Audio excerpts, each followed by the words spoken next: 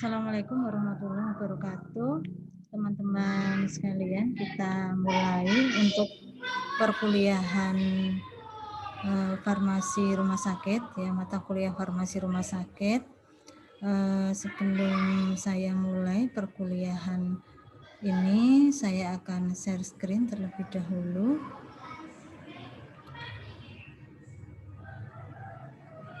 Baik ya, jadi untuk pertemuan pertama ini kita akan membahas tentang perencanaan dan pengadaan perbekalan farmasi.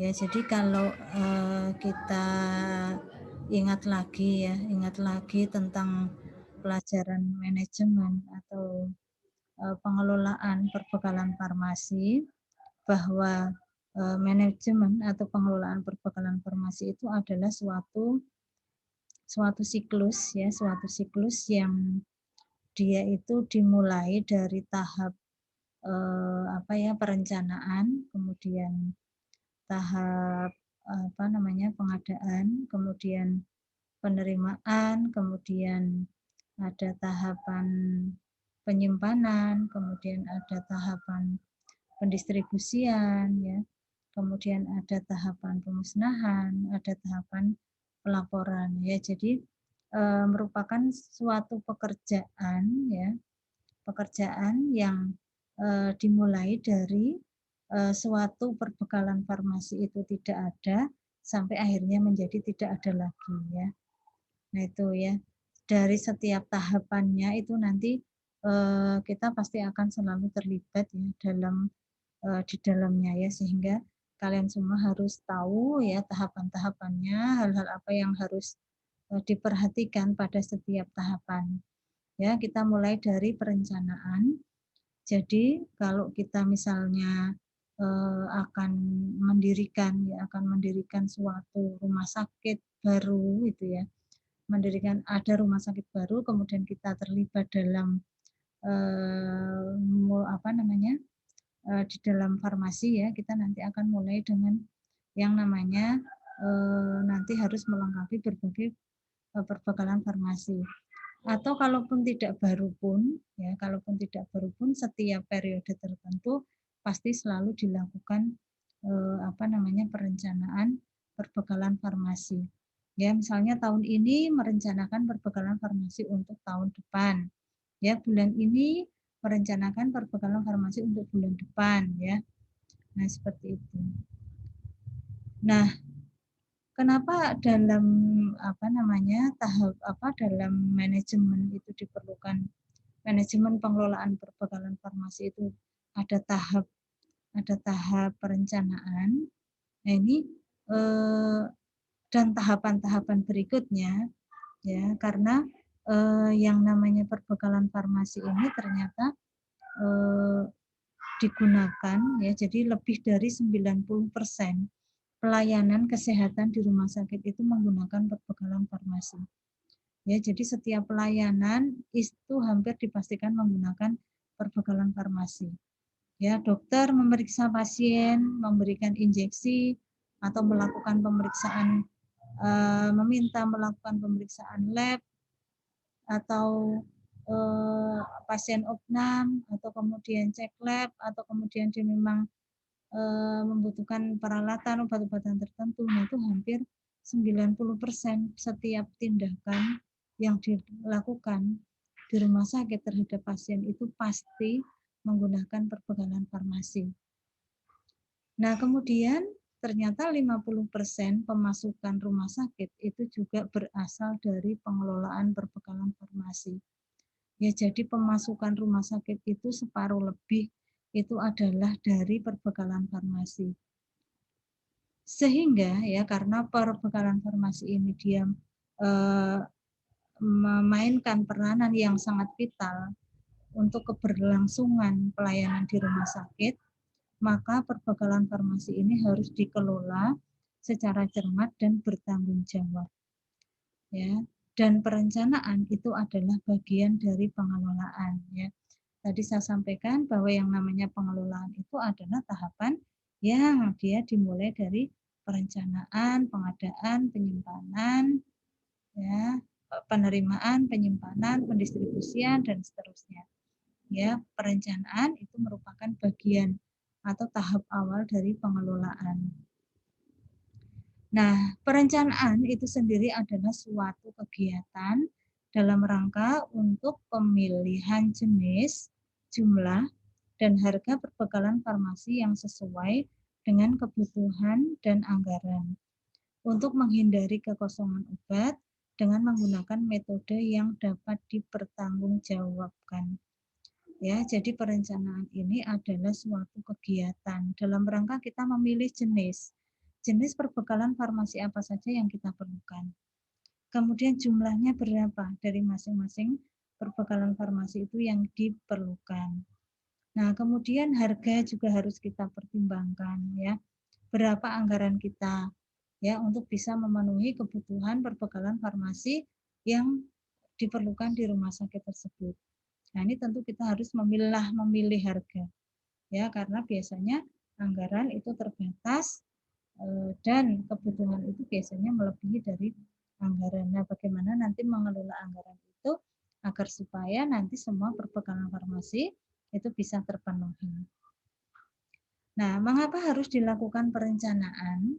Ya, perencanaan ini harus dilakukan adalah supaya kita mampu atau kita mendapatkan perkiraan jenis apa saja toh perbekalan farmasi yang diperlukan, kemudian berapa toh jumlahnya yang diperlukan gitu ya. Nah, kalau sudah seperti itu, maka nanti dengan perencanaan yang baik, maka kita akan melakukan pengadaan yang sesuai dengan kebutuhan. Sesuai dengan kebutuhan itu ya mendekati apa yang kita perlukan gitu ya. Tidak kemudian terjadi kosong ya, kekurangan, kemudian pasien tidak terlayani atau bahkan lebih gitu ya. Sehingga kemudian menjadi boros. Sehingga menjadi barang itu numpuk di rumah sakit atau kemudian dia menjadi rusak atau dia menjadi kadaluarsa. Nah, itu tujuan yang pertama sehingga memperoleh jenis dan jumlah yang mendekati kebutuhan. Sama persis dengan kebutuhan kayaknya tidak mungkin gitu ya. Ternyata perencanaan tahun 2021 itu ternyata bisa pas gitu ya. Ternyata jenis yang dibutuhkan ini jumlahnya sekian bisa pas. Itu nggak akan mungkin terjadi ya. Biasanya pasti melenceng ya, tetapi ya boleh melenceng asal tidak terlalu banyak gitu ya.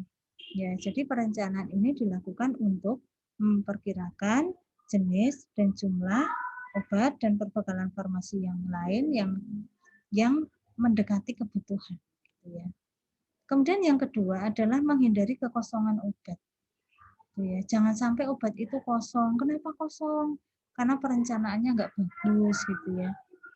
Nah, jangan sampai itu terjadi kekosongan obat, kemudian pasien menjadi tidak terlayani dengan baik. Kemudian tujuan perencanaan selanjutnya adalah meningkatkan penggunaan obat secara rasional. Ya, jadi jangan sampai ini ya, misalnya begini, seorang pasien itu memerlukan obat A, B, C, D.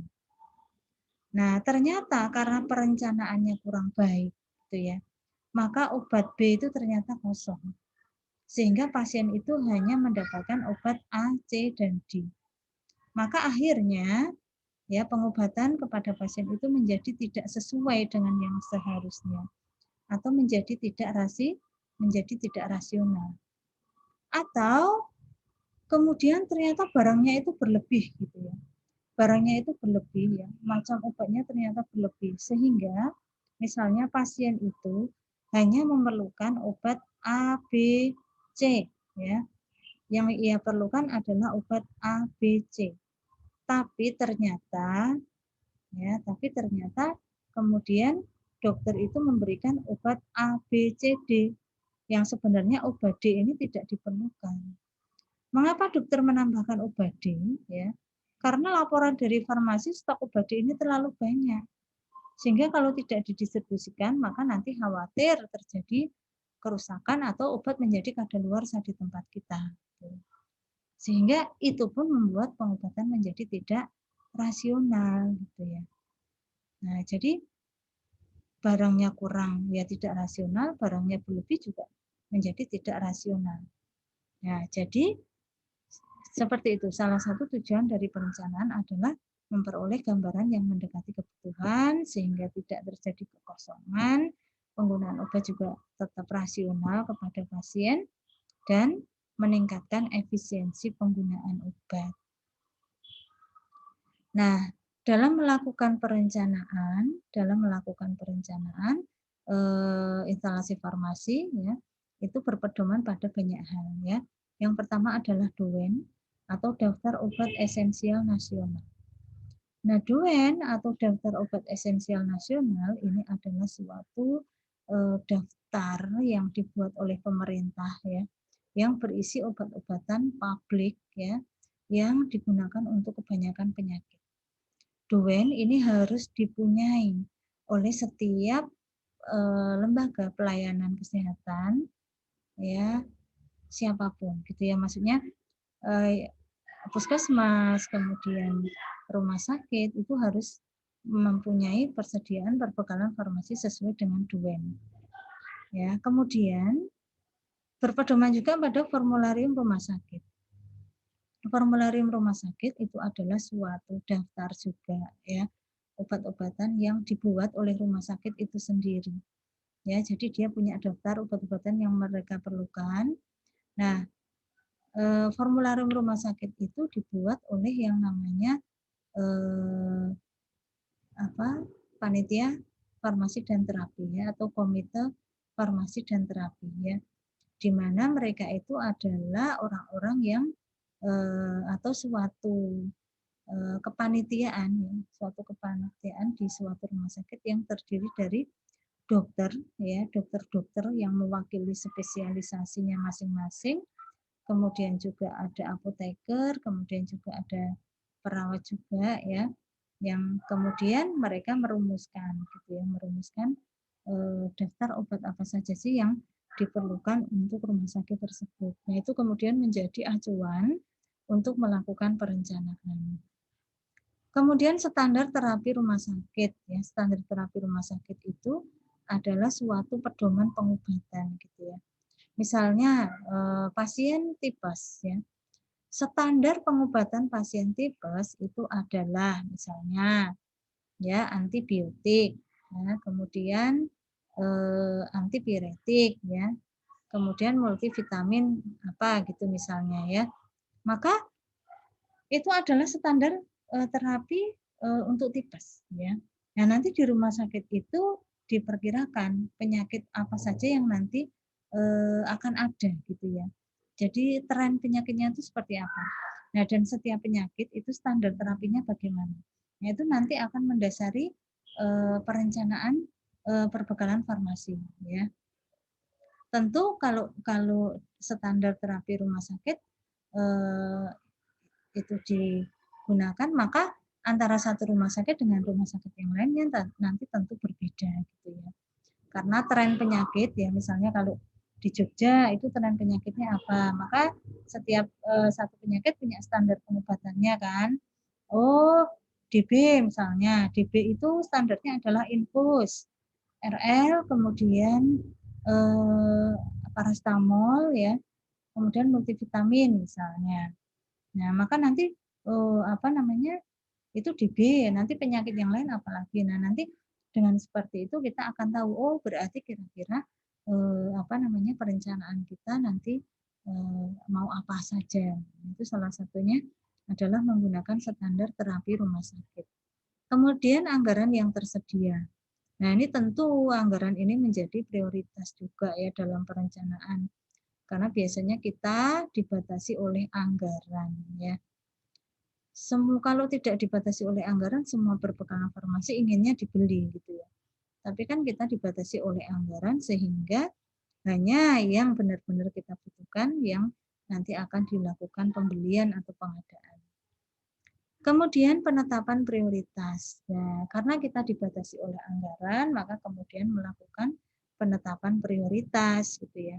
Mana yang penting untuk diadakan, mana yang tidak penting untuk diadakan, mana yang penting tapi tidak tergesa sehingga ditunda. Nah, itu kan tergantung dari skala prioritasnya. Kemudian siklus penyakit. Nah, siklus penyakit ini ya pola penyakit ya yang ada di sekitar rumah sakit tersebut itu apa saja. Ya, di daerah Jogja ini pola penyakitnya adalah diare, hipertensi, DM, kemudian jantung, kemudian ISPA misalnya. Nah, itu nanti akan menjadi dasar untuk perencanaan perbekalan farmasi. Kemudian sisa persediaan jelas ya. Dari sisa persediaan yang ada tentu nanti akan mengurangi ya pembelian berikutnya. Akan membeli paracetamol 5 karton.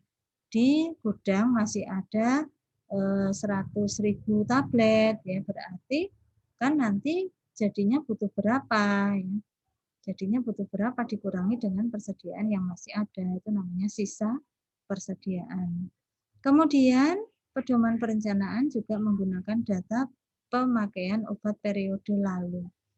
Ya, data pemakaian obat periode lalu ini adalah suatu catatannya. Jadi kemarin atau kita akan merencanakan tahun 2021. Ya, tentu kita akan melihat bagaimana tahun 2020 kemarin. Obat apa saja yang diperlukan, jumlahnya berapa saja. Nah, itu namanya menggunakan data periode lalu. Ya, jadi perencanaan tahun 2021 itu kemudian berdasarkan pada pemakaian perbekalan farmasi tahun 2020 ya. Itu namanya data periode lalu. Kemudian rencana pengembangan ya. Suatu rumah sakit kan berkembang gitu ya. Mungkin menambah unit baru, mungkin menambah poli baru ya. Sehingga dengan seperti itu maka nanti perbekalan farmasinya pun otomatis nanti akan bertambah, itu namanya berdasar rencana pengembangan. Nah, perencanaan mana yang dipakai? Biasanya kombinasi ya. Perencanaan itu kombinasi dari berbagai pedoman ini. Nah, ini tadi ya, DOEN itu adalah daftar yang berisikan obat terpilih yang paling banyak dibutuhkan dan diupayakan tersedia di unit pelayanan kesehatan gitu ya, sesuai fungsi dan tingkatnya. Kalau di puskesmas karena dia merupakan pratama gitu ya, atau tingkat 1 gitu ya, atau tingkat dasar sorry ya, tingkat dasar, maka DOEN-nya apa saja minimal. Kalau kemudian suatu klinik gitu ya, dia di tingkat 2 gitu ya, maka minimal apa saja gitu ya. DOEN-nya beda di setiap apa namanya tingkatannya itu berbeda. Nah, kemudian metode perencanaan ya, kita ke metode perencanaan, ada metode konsumsi, kemudian metode epidemiologi, dan metode kombinasi. Nah, metode konsumsi ini adalah suatu perencanaan yang didasarkan pada analisis data konsumsi perbekalan farmasi periode sebelumnya. Ya, seperti yang tadi saya sebutkan, akan merencanakan penggunaan obat tahun 2021. Maka kalau rumah sakit tersebut itu menggunakan metode konsumsi, maka dia akan melihat periode sebelumnya, yaitu tahun 2020 gitu ya. Nah, ini contohnya gitu ya, rumusnya itu adalah RP sama dengan PR ditambah SP ditambah WT dikurangi SS. Ini plusnya salah ya. Jadi RP itu adalah rencana pengadaan. Ya, jadi rencana pengadaan tahun 2021 itu rumusnya adalah PR perencanaan rata-rata kali 12. Jadi ini perencanaan pemakaian rata-rata kali 12 itu berarti pemakaian obat dalam 1 tahun gitu ya. Dalam 1 tahun ya, kemudian ditambah SP itu adalah stok pengaman. Ya, stok pengaman itu adalah suatu stok tambahan yang harus dipikirkan, yang harus ada untuk mengantisipasi segala kemungkinan yang terjadi ya. Segala kemungkinan yang terjadi itu misalnya ya, tiba-tiba terjadi lonjakan pasien ya, atau tiba-tiba terjadi kekosongan ya di pertengahan tahun. Nah, itu stok pengaman itu nanti yang akan bermain di situ ya. Jadi mengantisipasi hal-hal yang tidak diinginkan ya, terjadinya kekosongan, terjadinya lonjakan kebutuhan. Nah, stok pengaman itu nanti yang akan mengamankan gitu ya, menyelamatkan. Kemudian WT itu adalah waktu tunggu. Jadi waktu tunggu ini maksudnya adalah waktu kita pesen ya, waktu kita order sampai barang itu datang itu kan kalau kalau suatu rumah sakit itu kan lama, antara 3 sampai 6 bulan. Ya, karena rumah sakit itu rata-rata dia menggunakan open tender atau open tender itu adalah lelang terbuka gitu ya. Lelang terbuka itu biasanya dari persiapan sampai kemudian barang itu bisa datang itu jangka waktunya lama. 3 sampai 6 bulan ya. Berbeda kalau kita kerja di apotek itu kan pesannya kan pesen langsung gitu ya. Kita order pagi nanti siang dikirim atau sore dikirim atau paling lambat besok sudah dikirim. Jadi tidak perlu menunggu waktu yang begitu lama. Itu beda ya. Kalau di rumah sakit itu waktu tunggu itu bisa lama banget gitu ya. Sehingga kita harus pikirkan itu juga. Kemudian SS adalah sisa stok ya. Jadi, misalnya kita akan melakukan perencanaan tahun 2021, maka rumusnya adalah pemakaian rata-rata selama tahun 2020 ditambah stok pengaman itu antara 10 sampai 20%, kemudian ditambah waktu tunggu, kemudian dikurangi dengan sisa stok. Gitu ya. Nah, coba kita lihat contoh perhitungan seperti ini ya. Misalnya gitu ya. Pemakaian paracetamol tablet tahun 2015 Januari sampai Desember sebanyak 2.500.000 tablet untuk pemakaian selama 10 bulan ya. Jadi pemakaian selama 1 tahun 2015 itu 2.500.000 tablet ya. Dan ini ternyata pemakaian hanya untuk 10 bulan dikarenakan pernah terjadi kekosongan selama 2 bulan. Ya. Sehingga 2.500.000 itu adalah hanya 10 bulan karena 2 bulan itu pernah terjadi kekosongan. Kemudian sisa stok per akhir Desember 2015 itu adalah 100.000. Nah, kita akan menghitung berapa sih kebutuhan di tahun 2016 ya. Tahun 2016 dengan data di tahun 2015 adalah seperti ini. Ya, yang pertama kita akan menghitung ini dulu ya. Kita akan menghitung pemakaian rata-rata atau PR-nya dulu. Ya, pemakaian rata-rata selama 1 tahun. Kita lihat bahwa pemakaian rata-rata paracetamol tablet per bulan selama tahun 2015 adalah 2.500.000 dibagi 10 ya. Kenapa dibagi 10? Karena tadi dia mengatakan selama tahun 2015 sebanyak 2.500.000 untuk pemakaian selama 10 bulan. Maka dibagi 10 sehingga pemakaian rata-rata per bulan itu adalah 250.000 tablet. Kemudian pemakaian paracetamol tahun 2015 ya. Jadi pemakaian selama 2015 itu adalah 250.000 dikali 12 ya, karena selama tahun 2015 itu kan 12 bulan ya. Jadi dikali 12. Nah, pemakaian selama 2015 itu adalah 3 juta ya. Adalah 3 juta. Nah, kemudian jadi ini adalah ketemunya adalah yang ini.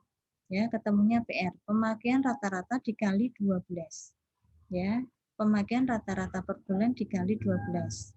Jadi kalau di sini ini pemakaian rata-rata per bulan 250.000 kemudian dikali 12.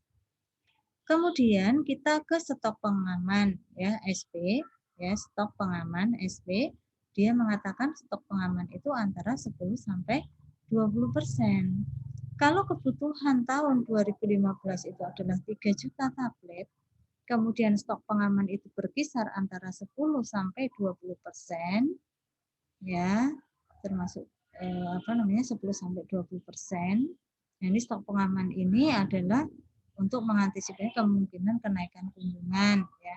Misalnya tadi juga saya sampaikan untuk mengantisipasi kekosongan, nah, itu bisa juga. Nah, misal berdasarkan evaluasi data diperkirakan 20%, ya. Jadi berapa persen? 10 sampai 20%. Jadi yang dipilih berapa? 10 atau 20 atau 15? Itu tergantung dari kebijakan rumah sakitnya masing-masing, ya.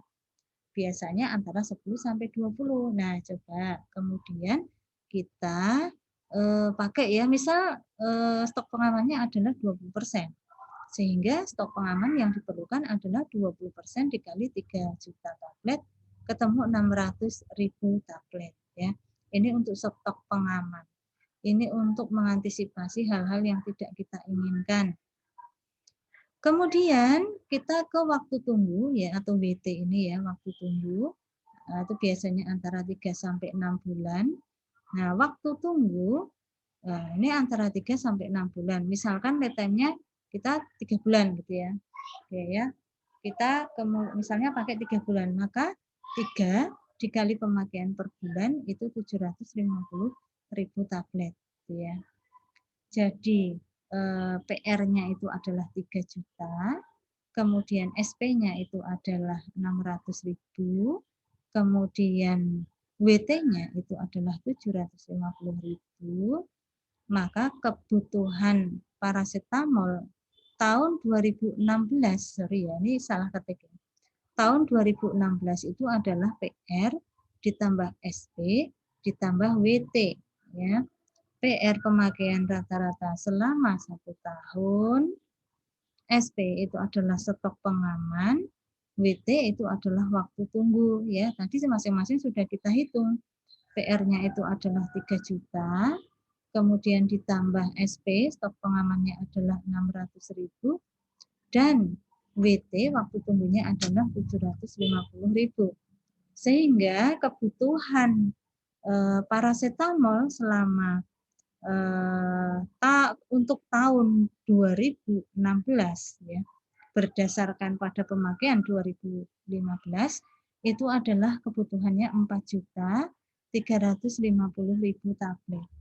Ya, 4.350.000 tablet. Ini adalah kebutuhannya. Nah, jadi kalau dilihat di rumusnya ini, PR ditambah SP ditambah WT itu adalah kebutuhannya. Nah, kemudian kita hitung rencana pengadaannya untuk tahun 2016 ya. Tadi kita tahu bahwa sisa stoknya itu ya, sisa stoknya itu adalah 100.000.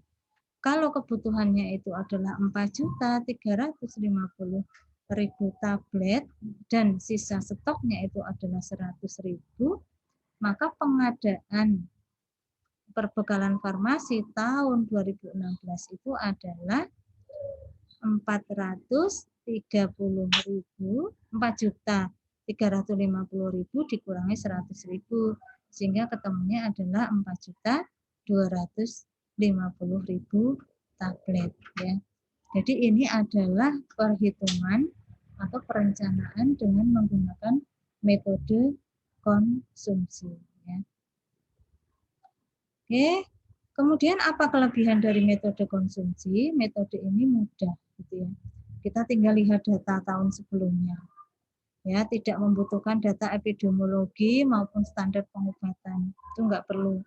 Ya, tidak perlu penyakitnya apa saja ya, kemudian standar pengobatannya apa saja, kemudian itu enggak perlu ya. Kita tinggal melihat, oh pemakaian AMOK tahun lalu sekian, kita akan kemudian menghitung tahun berikutnya berapa ya. Oh pemakaian antalgin sekian, oh tahun berikutnya nanti berapa. Itu namanya metode konsumsi. Nah, jika data konsumsi tercatat dengan baik, jika data-data itu lengkap, kemudian pola peresepannya tidak berubah ya. Artinya peresepan dokter ya gitu-gitu aja gitu ya. Misalnya akan meresepkan ISPA, maka obatnya adalah antibiotik ini. resepnya gitu terus ya. Jadi pola peresepannya tidak berubah, kemudian data konsumsinya tercatat dengan baik, maka kebutuhan perbekalan farmasi dari tahun ke tahun itu biasanya relatif konstan. Nah, kemudian kita ke metode epidemiologi. Ini adalah metode yang didasarkan pada pola penyakit ya. Kemudian data jumlah kunjungan, kemudian frekuensi penyakit dan standar pengobatan yang ada.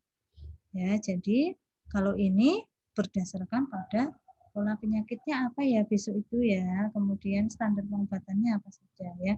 Contoh, ini perhitungan dengan metode morbiditas atau metode epidemiologi. Nah, kita menghitung masing-masing obat yang diperlukan per penyakit ya.